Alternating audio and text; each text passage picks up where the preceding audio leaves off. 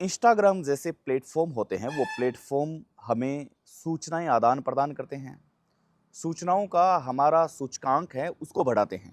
लेकिन कई बार यही इंस्टाग्राम है जो इंसान की हालात खराब कर देते हैं। कुछ लोगों की जिंदगियां सुधार देते हैं तो कुछ लोग इसमें बर्बाद हो जाते हैं। नमस्कार, आप सभी का स्वागत है। आज एक ऐसी कहानी आपको सुनाने जा रहे हैं जो सच्ची घटना है। सीकर की ये घटना है, वो आपको हम बता रहे हैं। यहाँ पे एक आरोपी होता है जिसका नाम 22 वर्षीय एक युवक सुनील। सुनील अपने घर में काम करता है, छोटा-मोटा खेती का काम करता है, पढ़ने का भी काम करता है। लेकिन उसके हाथ में एक ऐसा मोबाइल होता है जिसके ज़रिए वो इंस्टाग्राम से लोगों से जुड़ा हुआ होता है। जब वो इंस्टाग्राम चलाता है तब उसकी जो मुलाकात है एक ऐसे लड़के से हो जाती है जो लड़का हैंडसम होता है और अच्छा लगता है। सुनील को भी अच्छा लगता है। सुनील उसे फॉलो करता है और फॉलो करने के बाद में दोनों के संपर्क साधने शुरू हो जाते हैं, दोनों के संपर्क हो जाते हैं। आपस में बातचीत होती है और बातचीत का जब दौर इतना ज़बरदस्त चलता है तो फिर हम मान सकते हैं कि कहीं न कहीं उनकी जो पर्सनल जो बातें हैं वो होना शुरू हो जाती हैं। दोनों एक तरफ से पूछते हैं कि आपने क्या कर रखा है? वो कहते हैं कि मैंने जी पढ़ाई कर रखी है। आपको क्या शौक है? आपका फ़ेवरेट कलर क्या है? ये जेनरिक जो बातें हैं ये कहीं न कहीं उनके दरमियाँ होने लगी थी। अब जो सुनील होता है, अब उसे उसमें इंटरेस्ट आने लगता है। सामने से उसे ऐसा फ़ील होता है कि मैं किसी लड़की से बात कर रहा हूँ। जो सामने का जो पीड़ित है लड़का, वो भी अट्रैक्शन उसे भी हो जाता है, लेकिन उसे ये पता नहीं होता कि ये जो अट्रैक्शन है समलैंगिक वाला, ये कहीं न कहीं आगे जा कर के समस्या करेगा। एक दिन सुनील उसे कहता है कि हम दोनों वीडियो कॉल पे बात करते हैं। दोनों वीडियो कॉल पे बात करते हैं, 1 डेढ़ मिनट इन दोनों लड़कों की आपस में बात होती है। बात होने के बाद में उन्हें लगता है कि अब हमें मैसेज करना चाहिए, कुछ करना चाहिए, तो मैसेज करते हैं, उन्हें मिलने के लिए मैसेज करते हैं। एक दिन वो समय आ ही जाता है जब दोनों आपसी सहमति की वजह से अच्छे से मिलते हैं। अब सुनील है, जो सुनील का सिर्फ़ एक टारगेट था कि अब इस लड़के को मैं घर पे लेके आऊँगा और अपने पास ही रखूँगा, हम एक खेत में रहेंगे आराम से, कोई शक भी नहीं करेगा कि तेरे पास कौन है? क्योंकि अगर किसी के साथ लड़की जाए या लड़की रहे तो फिर जो लोग होते हैं वो अमूमन तौर पर ये शक शोभा करने लग जाते हैं कि भाई इसके साथ गलत संबंध है, अवैध संबंध है। लेकिन अगर लड़का किसी लड़के के साथ रह रहा है तो फिर ये मायने नहीं रखती बात कि वो किसके साथ रह रहा है, क्या हो रहा है। तो इन्हीं बातों को ध्यान में रखते हुए सुनील है जो उसे बुलाता है। बुलाने के बाद में ये एक चाय की दुकान पे चाय पीते हैं और बातों ही बातों में सुनील कहता है कि तुम घर से फ्री हो क्या? सामने से वो कहता है कि हाँ, मैं फ्री हूँ, कोई दिक्कत नहीं है। तुम्हारी ज़िंदगी में कोई रोक-टोक तो नहीं है? तुम अगर मेरे साथ में महीना 2 महीना रहो।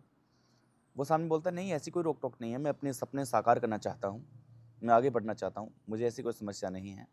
तो कहते हैं चलो ठीक है, हम दोनों अच्छे से प्रैक्टिस करेंगे, दोनों साथ रहेंगे और आगे आने वाली लाइफ़ के बारे में हम दोनों चर्चा करेंगे। मेरा एक खेत है और खेत में एक मकान बना हुआ है जहाँ पे हम दोनों साथ रहेंगे। बातों ही बातों में उसे बहला-फुसला लिया जाता है और पीड़ित है जो संपर्क में आ जाता है अच्छे से और कहता है कि चलिए ठीक है, अगर आप कहते हैं तो हम ऐसा कर ही लेते हैं। वो अपने मकान में आ रहे थे, एक घर था पुराना एक खेत के अंदर। जब ये आ रहे थे तब सुनील के सपने जो थे वो इतने हाई-फाई हो चुके थे, इससे सुनील ये सोच रहा था कि अब मामला सही है, अब किसी को पता भी नहीं लगेगा और अब जो दिमाग में सुनील की हवस थी, वो हवस कहीं न कहीं अब निकलने वाली थी।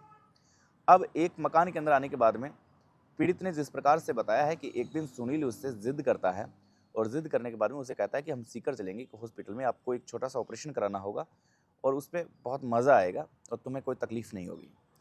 पीड़ित कहता है कि कैसा ऑपरेशन है, क्या है? लेकिन पीड़ित यहाँ पे डर जाता है। सुनील कहता है कि तुम चलो तो सही साथ में। सुनील और वो दोनों एक हॉस्पिटल में चल जाते हैं, प्राइवेट हॉस्पिटल सीकर का।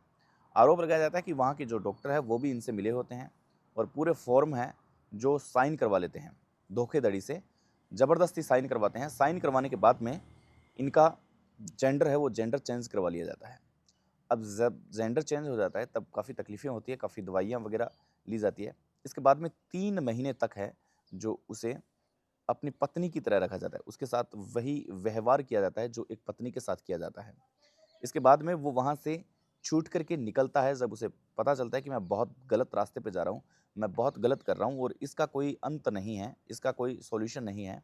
तब अपने आप में रिग्रेट करते हुए पीड़ित वहाँ से भाग उठता है। फतेहपुर सदर थाना के अंदर वो आकर के अपनी रिपोर्ट दर्ज करवाता है और कहता है कि 3 साल पहले मेरी एक सुनील नाम के एक व्यक्ति से मुलाकात हुई थी और मुलाकात में हम दोनों अच्छे बात करने लगे। सुनील ने मुझे मिलने के लिए बुलाया और इसके बाद में वो अपने खेत में ले गया। उसके बाद में मुझे बहकाता है कि तुम अपना जेंडर चेंज करवा लो। एक प्राइवेट हॉस्पिटल में वो डॉक्टर से सेटिंग करके वहाँ पे बॉन्ड साइन करवा लेता है। मुझे इस बात का पता नहीं होता कि मैं किस कागज़ पर साइन कर रहा हूँ, लेकिन जब मेरा ऑपरेशन किया जाता है तब मुझे पता चलता है कि ये कुछ गलत हो रहा है। इसके बाद में 3 महीने तक मुझे पत्नी की तरह रखता है, मेरे साथ यौन शोषण करता है और वो सारी चीज़ें करता है जो पत्नी के साथ करते हैं। और अब मैं आपकी शरण में आया हूँ, मुझे मेरी ज़िंदगी है जो वापस चाहिए, मुझे बचा लो इस आदमी से। पुलिस भी हैरान थी कि इस प्रकार का मामला है जो सीकर के अंदर देखने को मिला है।